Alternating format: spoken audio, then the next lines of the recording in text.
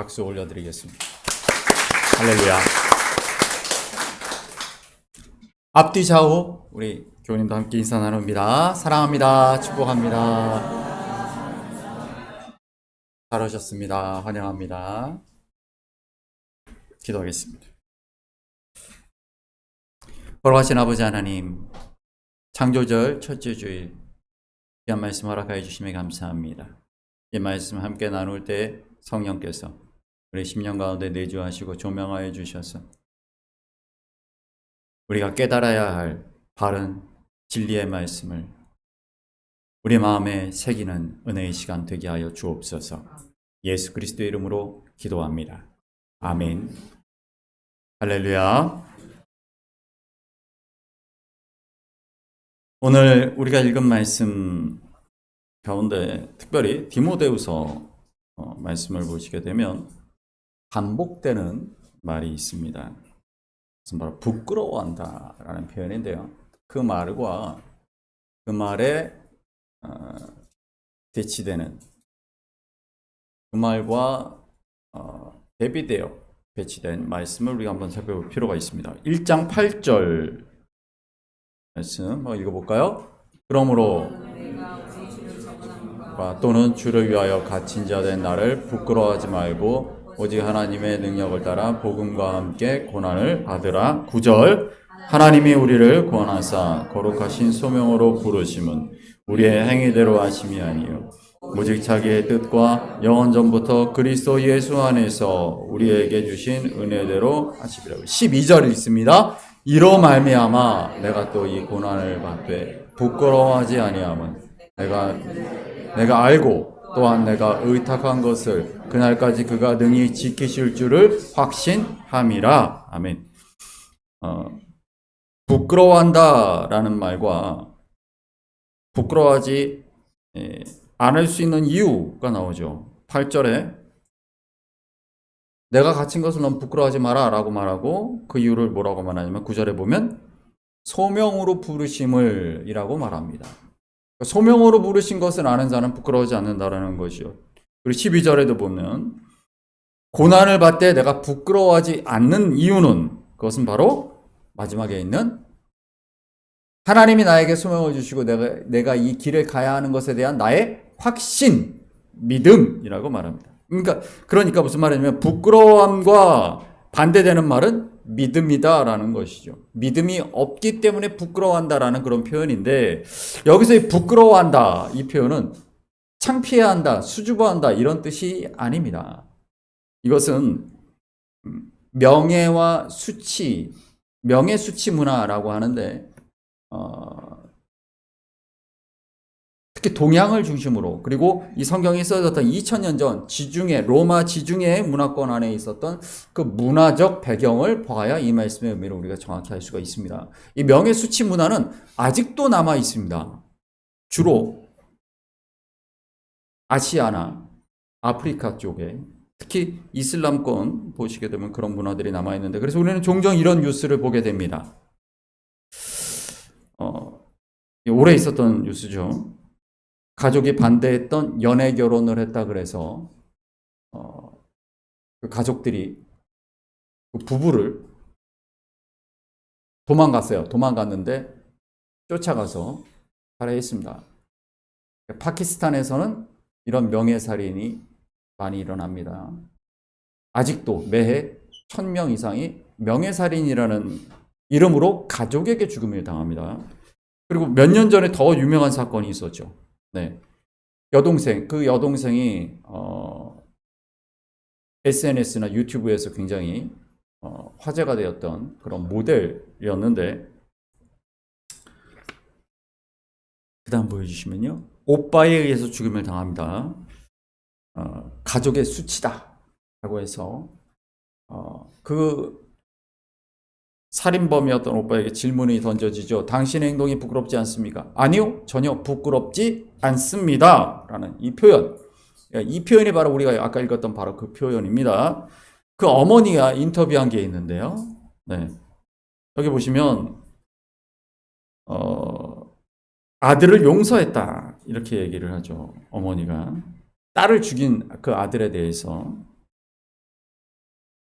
딸보다는 아들의 편에 서는 거예요. 왜 그럴까? 보게 되면, 네, 이 성직자, 이슬람교 성직자죠. 여기서 이 사람이 또 얘기할 때도 이제 명예라는 얘기를 하는데, 사실은 그 살인을, 뒤에서, 배후에서 조종했다. 살인하도록 했다라는 그 혐의로 성직자들이 체포됐었어요. 재판 받았는데 무죄로 풀려났습니다. 근데 중요한 건 뭐냐면 정당하다. 명예를 저버리는 자들은 죽음을 당하는 게 정당하다라는 것이죠.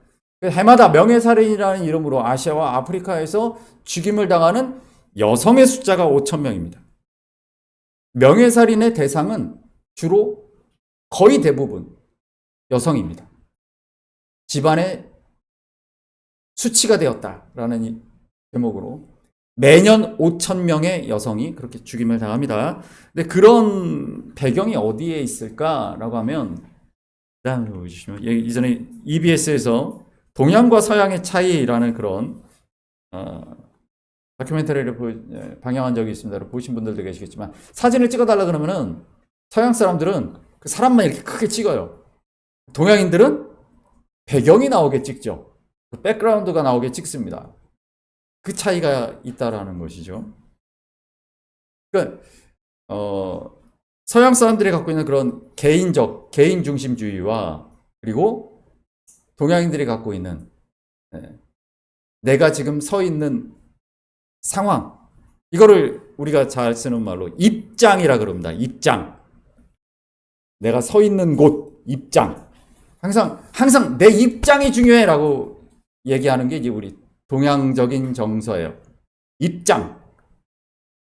그래서 내가 지금 어디에 있는가를 보여주는 사진을 찍는다는 거죠. 배경이 다 드러나게 찍는다라는 것입니다. 이것에 대해서 량 리우라고 하는 젊은 교수입니다. 중국에서 청소년기를 보내고 이후에 독일로 이민을 가서 지금은 디자인 전공하고 디자인 대학의 교수가 되었는데 굉장히 재미있는 픽처북을 냈습니다. 보시게 되면 동양과 서양의 만남이라는 제목이에요. 제목은. 근데 그 차이를 보여주는 겁니다.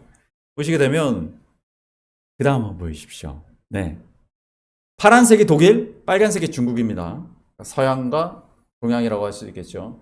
이거는 뭘 의미하는 거예요? 여행을 갔을 때 서양인들은 보는 것에 집중한다면 동양인들은 그렇게 사진을 많이 찍죠. 사진을 찍습니다. 이유가 있죠. 무슨 이유겠어요? 왜 사진을 그렇게 많이 찍어요? 돌아와서 보여줘야 되거든. 사람들한테 보여줘야 되는 거예요. 내가 여기 갔다 왔다. 부럽지. 뭐가 됐든. 그래서 사진을 많이 찍는다. 두 번째는 그 다음 보여주십시오. 이건 아주 중국적인 정서이기도 한데, 주로 이제 반려동물에 대한 부분이기도 하죠. 법이 바뀌어서 올해에는 많은 강아지들이 올 여름을 무사히 넘겼을 거예요. 어떤 반려동물이라든가 자연을 바라보는 시각의 차이가 있다라는 걸 보여주는 것이고요. 그 다음 보여주시면, 네, 이건 이제 보스에 대한 인식이죠. 동양에 있어서는 우리가 얘기하는 그 군사부일체라는 그런 개념으로 어떤 보스가 굉장히 큰 위치에 사회적 지위를 갖게 되는 것이죠. 서양은 그렇지 않다.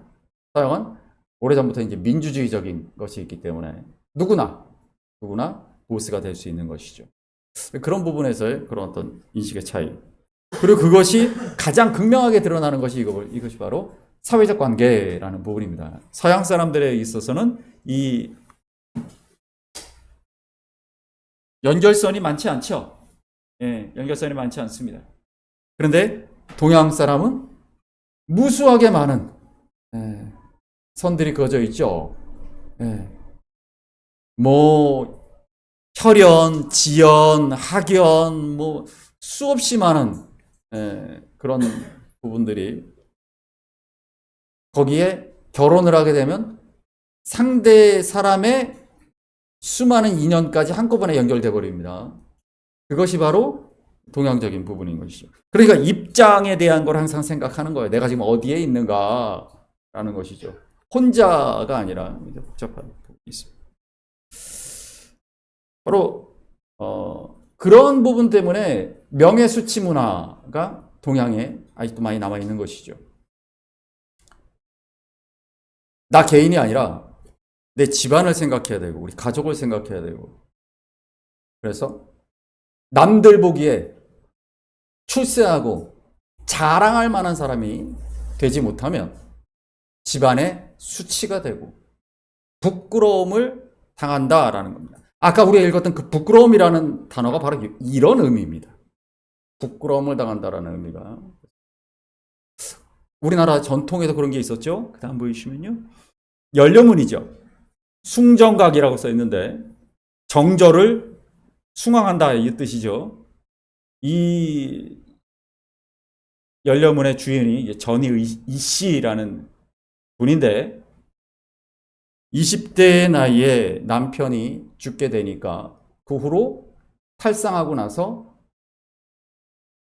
식음을 전폐하여 남편을 따라 죽은 것을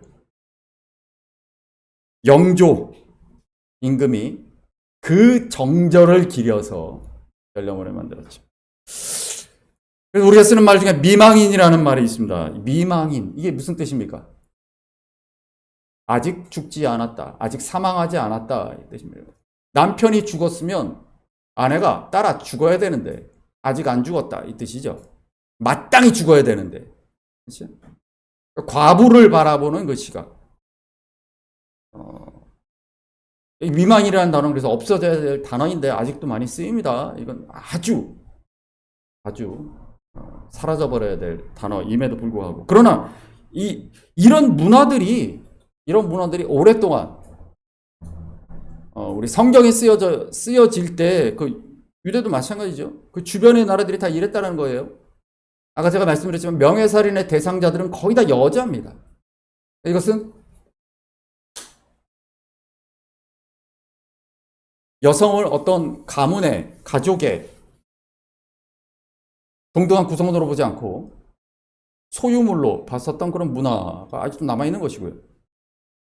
아울러 이 부분은 오늘 우리가 디모데후서 말씀을 봤을 때 볼 수 있는 바로 그 명예수치 문화와도 관계가 됩니다.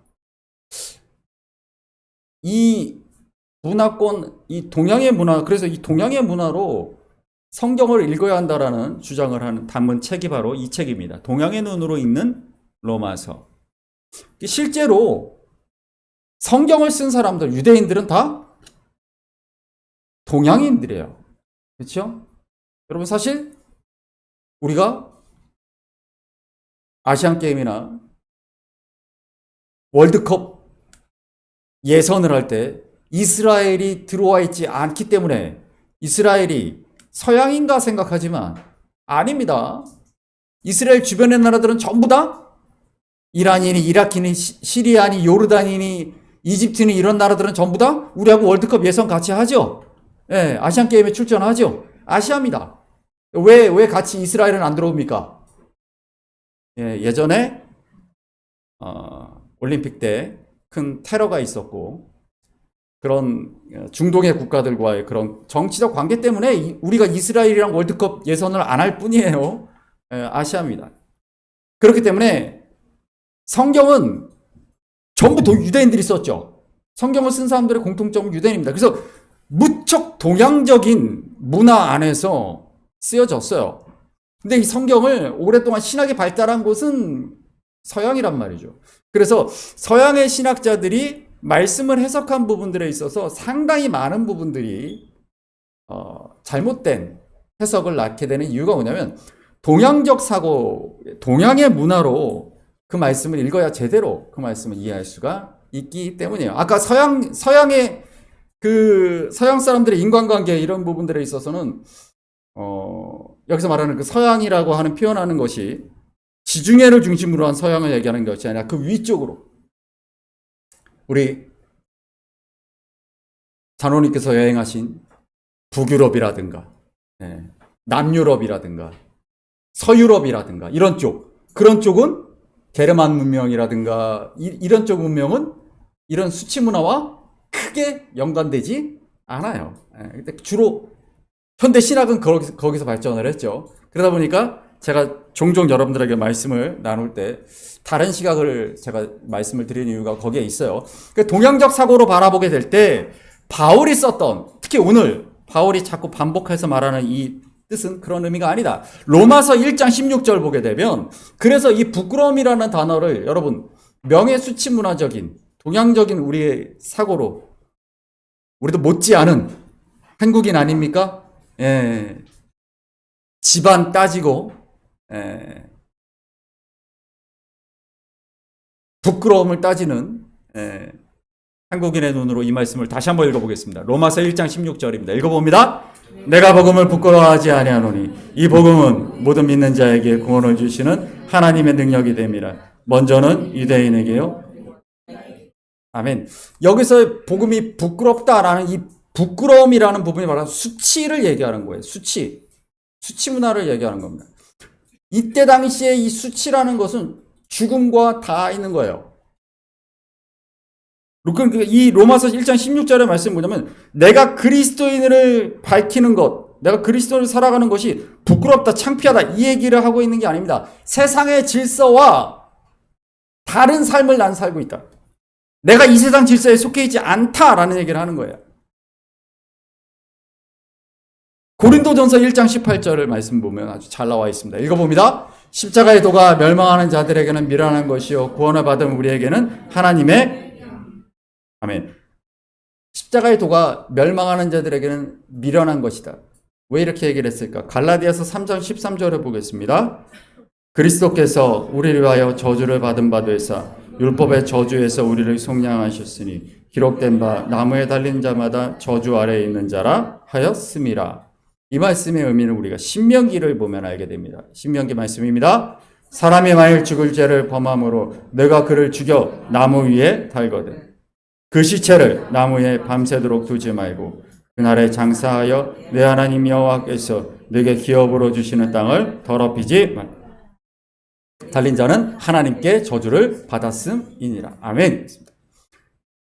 예수를 믿는다는 것, 당시에 2000년 전 유대 땅에서, 그리고 로마에서, 갈라디아에서, 그 지중해 문화권에서 예수 그리스도를 믿는다는 것, 나무에 매달린 자, 수치를 당한 자, 그 자를 믿는다는 것도 수치스러운 거였어요. 그리스도인에게 주어진 멍해가 그런 거였다는 거죠. 고린도전서 1장 23절 말씀 보겠습니다. 우리는 십자가에 못 박힌 그리스도를 전하니 유대인에게는 거리끼는 것이요 이방인에게는 미련한 것이로되 오직 부르심을 받은 자들에게는 그리스도는 하나님의 능력이요 하나님의 지혜니라. 25절 하나님의 어리석음이 사람보다 지혜롭고 아멘. 그렇습니다. 예수를 믿는다는 것이 얼마나 미련한 것인가라고 사람들이 손가락질 한다는 것이죠. 예수를 믿어, 그 예수란 예수 그리스도가 결국 십자가에서 죽은 자 아니냐? 무력한 자 아니냐? 그렇게 미련한, 그렇게 무력하고 보잘것없는 자를 하나님으로 믿는다고? 그럼 너희들도 참 보잘것없는 자들이구나. 수치스러운 줄 알아야지. 이렇게 대단한 신을 믿어야지. 로마 제국을 만들고 그러한 신을 믿어야 그 신이 주는 축복을 받지. 손가락질 받는 거예요. 그러나 그럼에도 불구하고 뭐라고 말합니까? 부르심을 받은 자로서의 믿음을 얘기합니다. 예레미야 20장 7절 우리 은혁이가 읽어준 말씀 한번 읽어봅니다. 여호와여 주께서 나를 권위하심으로 내가 그 권위를 받아 싸우며 주께서 나보다 강하사 이기셨으므로 내가 조롱거리가 되니 사람마다 종일토록 나를 조롱하나이다. 내가 말할 때마다 외치며 파멸과 멸망을 선포함으로 여호와의 말씀으로 말미암아 내가 종일토록 치욕과 모욕거리가 됨이니이다. 내가 다시는 여호와를 선포하지 아니하며 그의 이름으로 말하지 아니하리라 하면 나의 마음이 불붙는 것 같아서 골수에 사무치니 답답하여 견딜 수 없나이다. 아멘. 우리가 예레미야의 소명을 잘 알고 있습니다. 무너져가는 마지막 선지자였죠. 예루살렘이 멸망될 때 그 전까지 많은 선지자를 보내셨고 마지막으로 보내신 선지자입니다. 이제 곧 예루살렘이 불타고 무너질 것입니다.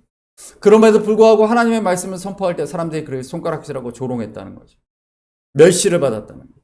하나님이 나를 부르셨기에 내가 하나님의 소명을 감당하는데 그것이 손가락질 받는 자, 미련한 자, 사람들에게 조롱을 받더라. 그러나 그래서 내가 너무 힘들어서 난 이렇게 못 살겠다.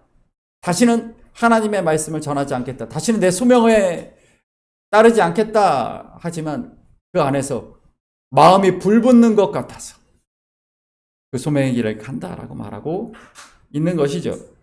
선지자의 소명은 영광이 아니라 부름받은 자가 부름받은 십자가의 길을 걸어간다라는 것은 영광이 아니라 조롱과 멸시와 고통의 길이다라는 것을 말하고 있는 것이죠. 그럼에도 불구하고 그 길을 간다라는 것입니다. 주변 사람 누구도 인정해 주지 않아도, 가족이 인정해 주지 않아도 네가 예수를 믿는 것 때문에 우리가 부끄럽다라고 손가락질한다 할지라도 그 길을 가는 것이다라는 것이죠. 제가 사진을 좀 보여드리겠습니다. 식사할 시간이라 시장하신 분들이 계신데 밥상 사진을 보여드려 죄송합니다. 이번에 제가 제주에 갔다 왔는데 사계리에 사계교회에 갔다 왔습니다. 사계교회에 작년 12월 달에 새롭게 김미희 목사님이 여러분 사계인 책 보신 분은 아시겠지만 목사님이 바뀌셨어요. 새로 취임하셨는데 제가 꼭 한번 찾아뵙겠다 해놓고 해를 넘겨서 축하를 드리러 갔습니다. 김미희 목사님은 그 사계교회 출신이세요. 거기 출신입니다. 이 동네 사계리, 사계항이죠. 사계리 출신이세요. 옆에 계신 분은 그 모슬포에 있는 제주 서부 종합복지관 관장 석건 목사님 사모님이신데 석건 목사님은 못 오셨고 선배님들이십니다. 그리고 이분이 이제 오미숙 목사님이라고 전북 완주에 계신 분인데 이분이 꼭 저하고 시간을 맞춰서 만나자 하셔갖고 제주에서 만나는 게 더 빠릅니다. 전국 어디에 흩어져 있는 들과 만날 수 있는 가장 빠른 곳이 제주예요. 그래서 제가 첫날은 점심 때 전북 익산에 있는 목사님을 만나고 저녁 때 전남 광주에 있는 분을 만나고 이날도 제주에 계신 분도 보고 아무튼 전국에 흩어져 있는 분들이 만남이 제일 빠른 곳이 제주죠. 그래서 제주에서 뵙습니다. 만나자 하셔가지고 만났어요. 제가 이 오미숙 목사님이 이분들이 제 2년, 3년 제가 1학년 때 3학년이셨고 4학년이셨습니다. 선배님들이시고 만나서 저한테 이걸 주신 겁니다. 이거 스톨 우리가 흔히 이제 색동 스톨이라고도 하고 무지개 스토리라고도 하는데 이거 주겠다고 계속 그러시다가 결국 시간이 계속 안 돼서 못 만나다가 만나서 주시게 됐습니다. 이 오미숙 목사님은 이제 남편 안재학 목사님과 함께 전북 완주군에 있는 석천교회를 20년 넘게 섬기고 계신데 거기에 이제 화산 지역아동센터도 하고 계십니다. 보여주시면 이 남편 안재학 목사님이세요. 이분들이 그 지역아동센터를 섬기는 일을 오래 해오셨고 사진이 뒤에 보시면은 교회 사진이 있습니다. 네, 교회 사진이 여기가 이제 석천교회라고 이 교회가 어디냐면요. 이 교회 요 마당 요 앞에서 이렇게 보면 표지판이 붙어 있습니다. 안녕히 가세요 충남. 어서 오세요 전북. 딱 그 표지판이 붙어 있는 데입니다. 여기가 말목제라 그래서 옛날에는 그 제를 넘어간다. 그게 이제 경계가 됐잖아요. 산이 경계가 되는데 그래서 충남 여기 이 논산과 완주의 중간에 딱 이 교회가 있어요. 아주 산골이 옛날에 호랑이 나오던 그런 곳입니다. 그래서 마을들은 저 밑에 있고 산 제에 이 교회가 있는데 이 교회를 섬기신 지가 굉장히 오래됐습니다. 20 몇 년 됐는데, 이 교회 뒤쪽으로 보시면 닭들을 많이 키워서, 닭들을 왜 키우냐면, 계란을 팔고 닭을 팔아서, 아까 그 아동센터, 그 주변에 여러 개의 마을에 교회가 하나밖에 없습니다. 여러 개의 마을에 있는 아이들을, 아동센터에 오는 아이들을 여러 가지 학용품이라든가, 뭐 간식이라든가 이런 것들을 하기 위해 닭을 키우세요. 그리고 그 다음 사진 보여주시면, 그 지역 자체가, 화산 자체가 소를 많이 키웁니다. 그런데 어르신들밖에 이제 별로 없어요. 젊은 사람들이 없다 보니까 소를 키우는 일, 남해소입니다. 남해소들을 키워주고, 그 목사님이 돈을 받아서 그걸로 여러 가지 일들을 합니다. 그 중에 하나가, 그 다음 보여주시면요. 네. 지금은 좀 덜한데, 예전에는, 결혼을, 동남아시아 쪽도 있지만 서아시아, 우즈벡이라든가 이런 곳에서 많이 시골에, 농촌에, 계신 분들과 결혼을 많이 했습니다. 우리나라 농촌으로 결혼을 많이 하러 왔어요. 근데 그 중에 많은, 분들이 잘 살고 그렇게 적응하지만, 시골에, 제가 아까 말씀드렸지만 정말 시골입니다. 그런 시골들에 온 신부들이, 이 남편과 나이 차이가 20년, 30년 나이 차이가 난단 말이죠. 갓 스물을 넘긴, 와서 문화가 다르고 언어가 다른 곳에서 와서 있다 보니까 특히나 많이 심각한 문제가 가정폭력의 부분들이 너무 심각해요. 말도 통하지 않는 곳에서. 그래서 아까 그 오미수 목사님이 많이 하셨던 일 중에 하나가, 그들을 이 센터로 피신을 하면 보호하는 일입니다. 보호하고, 그리고 언어를 가르치고. 이게 여기는 어디냐면, 교회 그 옆에 있는 황토방이에요. 황토로 집을 지었어요. 목사님이 직접 지은 곳입니다. 전 여기서 여러 번 잡았는데, 주변 여러 마을에 있는 그런, 그러니까 마을마다 한 명, 막 이런 식으로 있단 말이에요. 누구도 도움을 주지 않아요. 그분들을 돕는 일들을 오래 해 오셨어요. 맞서 싸워야 되는 일이기도 하고요. 제가 설교 시간이니까 말씀 못 드리는 그런 많은 일들이 있습니다. 성범죄에 관련된 온 마을의 공동체가 쉬쉬하고, 피해자도 그렇게 침묵을 강요당해야 되는 그런 일들도 굉장히 많이 있어요. 그런 문제들과 그런 시골에서 쉽게 말하면 공권력도 미치지 못하고 정부의 복지의 사각지대에 놓인 이들을 돕는 일들을 오랫동안 해오셨어요. 저 부부가. 그리고 이제 농촌과 목회라는 개간지가 있는데, 여기 지금 이 출판인이 아까 그 안지학 목사님입니다. 1인 출판사예요. 근데 이번에도 만나서 이제 이런저런 얘기하면서, 이것 때문에 빚이 자꾸 늘어나는데 이것도 굳이 안 맡아도 되는 일을 남들이 안 맡으니까 지금 떠맡아가지고 빚만 늘어난다고 막 그런 얘기를 하시는데, 말은 그렇게 하면서도, 우리나라 농촌 목회, 이건 뭐 초교파적인 부분입니다. 우리나라 농촌의 교회들이 점점 사라지고 있고, 농촌에 이제 어르신들밖에 없는 작은 교회들, 그런 교회들을 어떻게 돕고, 그런 피폐해져가는 농촌 공동체를 어떻게 목회할 것인가에 대한 그런 책들인데, 이런 일들을 하고 계신 겁니다. 힘들 가운데, 힘든 속에서. 그래서 그 다음 사진을 보시면, 아까 구도가 똑같죠? 이건 작년 2월입니다. 안재학 목사님이 해운대 쪽에 하나콘도에서 행사가 있었어요. 강사로 오신다고 하셔서 오랜만에, 그 막내 딸입니다. 보게 되면 그 집에 아들이 둘 있고 딸이 하나 있는데, 굉장히 힘든 목회를 하셨기 때문에 제가 이렇게 가면, 너무 힘들어서 더 이상 못하겠다 이런 얘기를 하죠. 그 집 아들을 하나 낳아요. 이제 또 몇 년 있다 찾아갑니다. 제가 종종 찾아뵌 선배님이신데, 그럼 아들이 하나 더 생겼어요. 그리고 또 몇 년 있다 갑니다. 그래서 딸이 하나 더 생겼어. 이게 그 막둥이입니다. 고등학생인데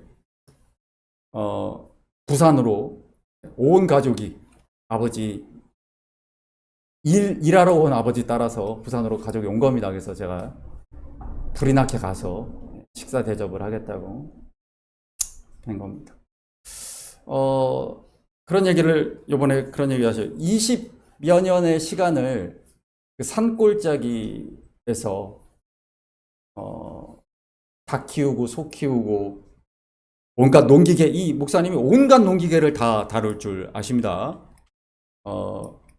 우리 베스 집사님 아시겠지만 필리핀에 세계에서 최초의 농업 연구소가 만들어졌어요. 예전에 필리핀이 농업 연구에 가장 앞선 나라였습니다. 거기서 학위를 하고 오신 분이에요. 굉장히 공부를 많이 하신 분입니다. 그러니까 농촌 목회를 위해서 이 두 부부가 30대의 나이에 그 산골짜기에 들어가서 지금까지. 그래서 그런 얘기를 이렇게 하는 거예요. 이 목사님이 작년에 올해 교통사고를 크게 당해서 몸도 많이 안 좋으신 상황인데, 내가 20몇 년 동안 거기서 이렇게 젊음을 묻고 애쓰고 수고했던 것들을 참 누가 알아줄까, 뭐 이런 웃으면서 그런 얘기들을 하시는데, 누가 알아주겠습니까? 하나님 알아주시는 것이죠. 그 믿음으로 살아오는 것이죠. 가장 약한 사람들, 가장 어려운 사람들, 아무도 도와주지 않는 사람들을 섬기면서 그렇게 살아오는 것이죠. 제 사진을 이제 그만 좀 봤으면 좋겠습니다. 네. 말씀 보여주시면. 10장 11절 있습니다. 성경에 이르되 부끄러움 당하지 아니하리라 하니. 이 말씀의 의미가 거기에 있는 거예요. 이 말씀의 진짜 의미가 그 얘기를 하고 있는 거예요. 예수를 믿는 것이 부끄러운 일이었던 그 시대에, 수치스러운 일이었던 그 시대에 아니라고 말하는 거예요. 진짜 이 부끄러움을 당하지 않는다라는 소리의 반대말은 뭐냐? 가장 명예로운 일이다라고 얘기하고 있는 것입니다. 가장 명예로운 일이 무엇인가? 네가 예수를 믿는다는 것. 그것이 가장 명예로운 일이다라고 말하고 있는 것이고, 왜 그런가? 빌립보서 2장 말씀 보시면, 근본 하나님의 본체시나 하나님과 동등됨을 취할 것으로 여기지 아니하시고 오히려 자기를 비워 종의 형체를 가지사 사람들과 같이 되셨고 사람의 모양으로 나타나사 자기를 낮추시고 죽기까지 복종하셨으니 곧 십자가에 죽으심이라. 9절, 이러므로 하나님이 그를 지극히 높여. 아멘. 주님께서 이 땅에 어떻게 오셨습니까? 가장 낮은 자로, 가장 천한 자로, 우리가 아는 바와 같이 아버지가 누군지 모르는데 태어나는 그 아이를 뭐라고 부릅니까? 우리가 뭐 사생아라고도 하고, 그렇죠? 이제 멸시하는 이름으로 부르죠.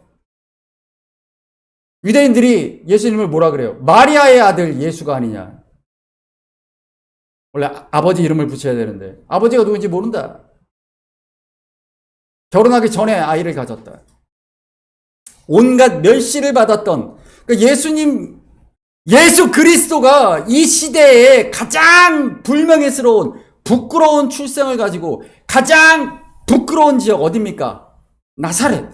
나사렛에서 무슨 선한 것이 나겠느냐 했던 이스라엘 전체에서 가장 부끄러운 땅, 가장 멸시받는 땅에서 가장 멸시받는 신분으로 오셨죠. 부끄러운 삶으로 인생을 시작하셨습니다. 그러나 그럼에도 불구하고 그리고 제자들의 발을 씻기는 종의 모습을 보여주셨어요. 가장 낮은 자에서 더 낮아지셨죠. 그랬더니 어떻게 됐다고 말씀합니까? 하나님이 그를 지극히 높여. 이 땅의 삶에서 세상 사람들이 볼 때 부끄러운 삶, 떳떳하게 자랑하지 못하는 그런 삶을 너희가 살 수 있다. 그러나 너의 그 소명의 삶을 살아갈 때 하나님이 너를 가장 높여주신다라고 말씀하고 계신 거죠. 마가복음 3장의 말씀도 우리 한번 읽어보겠습니다. 읽습니다. 둘러앉은 자들을 보시며 이르시되 내 어머니와 내 동생들을 보라. 누구든지 하나님의 뜻대로 행하는 자가 내 형제요 자매요 어머니. 아멘. 예수님의 밥상에 누가 있었습니까? 세리가 있고 창녀가 있고 병자들이 있었어요. 다른 사람들이 죄인이라 그러고 멸시받고 손가락질 받고 부끄럼 집안에 부끄러움이 되는 사람이라고 손가락질 받았던 사람들이 예수님의 식탁에 모여 있었었는데 그들을 뭐라고 부르십니까? 내 형제요 자매다. 여러분 교회에서 형제 자매라고 부르는 이유가 거기에 있어요. 수치 명예 문화 속에선 가족의 부끄러움이 되는 것은 죽음으로 이어지는 것이었어요. 과부에 대한 태도가 그런 거였죠. 아까 미망인이라 그랬죠. 과부가 되면 옛날에 뭐라 그랬어요? 우리 어르신들 계신데 죄송합니다. 남편 잡아먹었다 그랬어요. 그렇게 손가락질 받고 멸시받았어요. 그런데 성경은 뭐라 그래요? 하나님 뭐라 그랬어요? 고아와 과부와 이방인들을 보호하라고 말씀하시잖아요. 당시의 문화권 안에서 과부는 손가락질 받는 자였어요. 저주받은 자였어요. 그런데 성경은 그렇게 얘기하지 않아요. 하나님은 그렇게 얘기하지 않아요. 근데 유대인들이 그 말씀을 지켰어요? 안 지켰어요? 왜? 다른 문화권, 다른 나라들 사람들처럼 행했단 말이에요. 유대인들이, 이스라엘 사람들이 하나님의 백성답게 살지 않았어요. 다른 문화권 사람들처럼, 다른 나라 사람들처럼 살았단 말이에요. 아니라는 거예요. 세상에서 가장 손가락질 받는 사람들, 가장 낫다고 하는 사람들, 그 사람들을 높여주라고 하나님께서 말씀하셨어요. 그거 안 지켜서 이스라엘이 망한 거예요. 그래서 예수님께서 오셔서 말씀하시잖아요. 내 식탁에 있는 자, 이 창녀가, 이 세리가, 이 태어날 때부터 장애를 가진 자가 내 형제다라고 말씀하시잖아요. 이게 복음이에요. 여러분, 제가 하고 있는 이 스토리에 의미가 있습니다. 우리 창세기 9장 12절 말씀 한번 볼까요? 하나님이 이르시되 내가 나와 너희와 및 너희와 함께하는 모든 생물 사이에 대대로 영원히 세우는 언약의 증거는 이것이니라. 내가 내 무지개를 구름 속에 두었나니 이것이 나와 세상 사이의 언약의 증거니라. 아멘.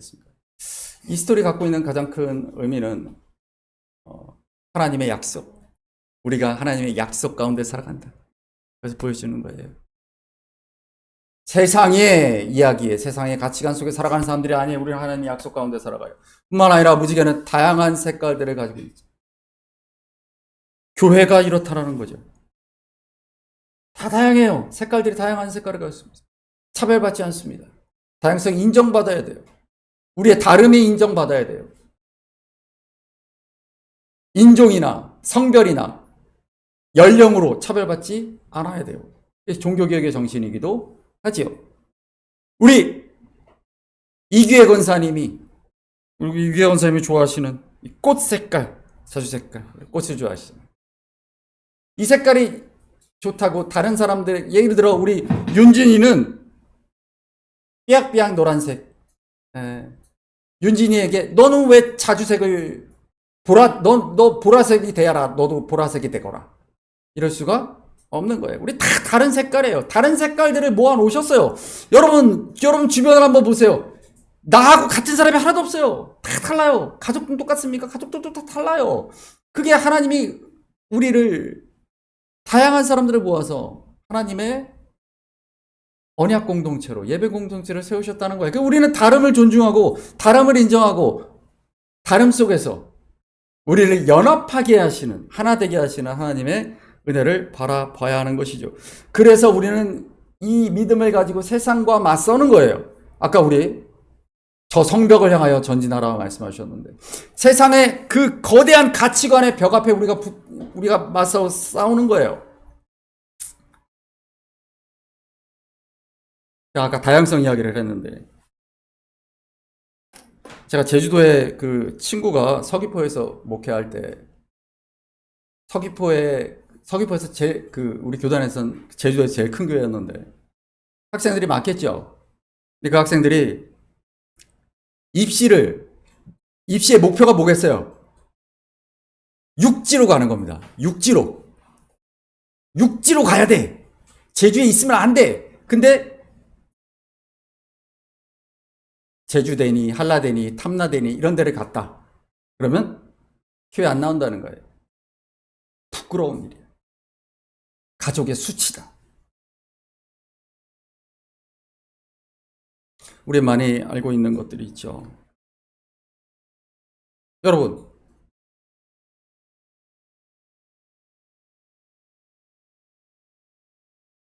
결혼을 했다가 이혼을 하는 사람들이 요즘 많이 있어요. 그게 죄입니까? 근데 그걸 죄인이라고, 수치스럽다고 사람들이 수근수근 되기 때문에 교회를 떠납니다. 교회 못 나옵니다. 암에 걸렸다고. 여러분, 암이 죄입니까? 저 사람은 장로인데 왜 암에 걸리냐고. 교회를 못 나옵니다. 내 자녀가 대학에 입시에 실패했다고. 그 자녀가 교회 못 나옵니다. 나이가 50이 넘었는데 결혼을 안 했다고. 제 얘기입니다. 사람들이 뭐라 그럽니다. 진짜 부끄러워야 될 사람들은 그런 것을 수군대는 사람들이에요. 누구보다 하나님이 필요한 사람들이 그 수군거림 때문에 교회에 나오지 못하는, 하나님 앞으로 나오는 길을 가로막고 있는 거예요. 삭개오가 예수님 앞으로 나가려고 그러는데 그를 앞으로 가로막고 있는 거예요. 그런 사람들이, 교회에 그런 사람들이 많이 있죠. 우리를 다양한 사람들을 하나님 앞으로 부르신 하나님의 뜻이 있는 거예요. 그 명예와 수치 문화, 그게 지금도 계속 이어지죠. 뭘로 이어집니까? SNS. 한번 보여주십시오. 예. 사람들이 자랑을 하려 그렇게 자랑을 해. 내가 이렇게 잘 산다. 이렇게 좋은 거 먹고 산다. 이렇게 보석이 많다. 집이 좋다. 차가 좋다. 예? 그리고 보고 막 부러워해. 얘는 옷 샀네 또. 부러워합니다. 또 뭐가 있습니까? 그 다음 보여주십시오. 네. 행여나 다른 사람한테 이 캔슬 컬처가 뭔지 알지? 윤진, 내가 누구랑 얘기하고 있니? 그 다음 보여주시면 캔슬 컬처에 대한 얘기 나오죠. 2019년 올해의 단어로 등재되기도 했다 뭐 이런 얘기 했는데, 뭐냐면 우리는 이제 흔히 이걸 좌표 찍는다라는 말로 표현하지만 누군가를 막 흉보는 거예요. 누군가를 막 흉보는 거예요. 그럼 그 사람들이 같이 흉보고 그 사람이 거기 매장시켜 버리는 것이죠. 그런 것들이 요즘, 그러니까 명예와 수치 문화가 사라진 게 아니에요. 우리는 그 안에 살아갑니다. 그러면서 계속 사람들 눈치를 보고 다른 사람들이 나에게 수군되질 않을까, 다른 사람들 눈을 두려워하고 그러고 살아간다라는 것이죠. 요한 1서 2장 15절 이하의 말씀 한번 읽어보겠습니다. 시작. 이 세상이나 세상에 있는 것들을 사랑하지 말라. 누구든지 세상을 사랑하면 아버지의 사랑에 그 안에 있지 않아. 이는 세상에 있는 모든 것이